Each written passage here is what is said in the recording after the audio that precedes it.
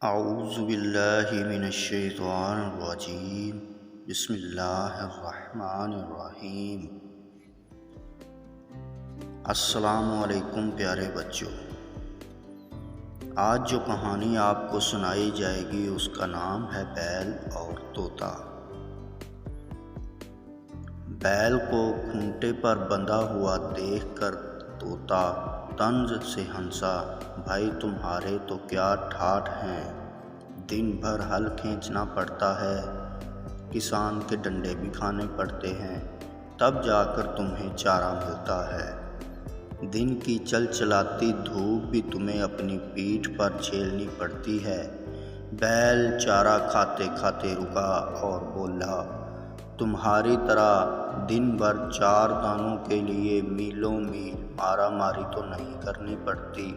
گھر لوٹنے پر اتنا تو طے رہتا ہے کہ پیٹ بھرنے کے لیے پورا چارہ مل جائے گا، اور پھر جو چارہ کھلائے گا وہ کام تو لے گا ہی۔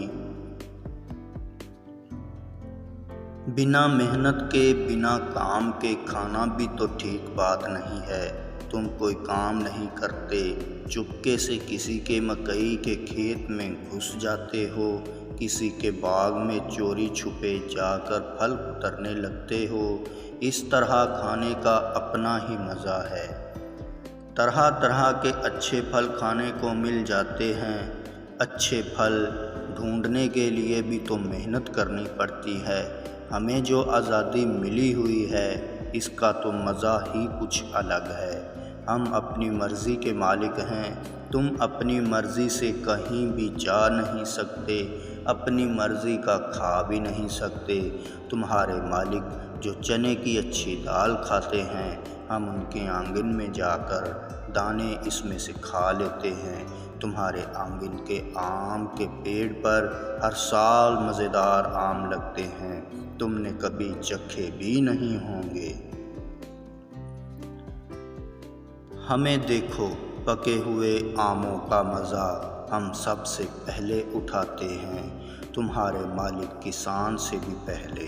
طوطے نے آنکھیں مٹکا کر کہا، بیل کہاں چپ رہنے والا تھا، وہ اپنے تھوتھن کو ہلا کر بولا، میرا مالک کسان میری حفاظت کرتا ہے، ٹھنڈ اور بارش میں مجھے الگ کوٹھری میں باندھ دیتا ہے، تمہیں تو باہر کھلے درختوں پر ٹھنڈ، بارش اور اولوں کی مار جھیلنی پڑتی ہے۔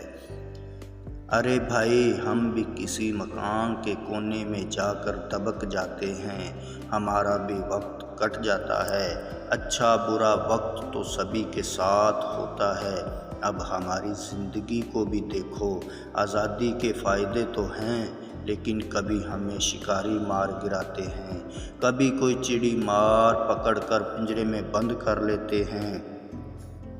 آسمان میں اڑتے ہوئے بھی بعض عقاب جھپٹا مار کر ہم پر حملہ کر دیتے ہیں۔ آزادی ملی ہے تو اس کی کچھ قیمت تو چکانی ہی پڑے گی، مزہ اور آزادی کوئی مفت میں تھوڑے ہی ملتے ہیں۔ طوطے نے اپنی بات کو پورا کرتے ہوئے کہا، ویسے کھلی ہوا میں سانس لینے کا مزہ ہی کچھ اور ہے، تم صحیح کہتے ہو۔ بیل نے سر ہلا کر کہا، مگر میری زندگی صرف میرے لیے نہیں ہے، میں جس فصل کو اگانے میں مدد کرتا ہوں اس سے پورے خاندان کی پرورش ہوتی ہے،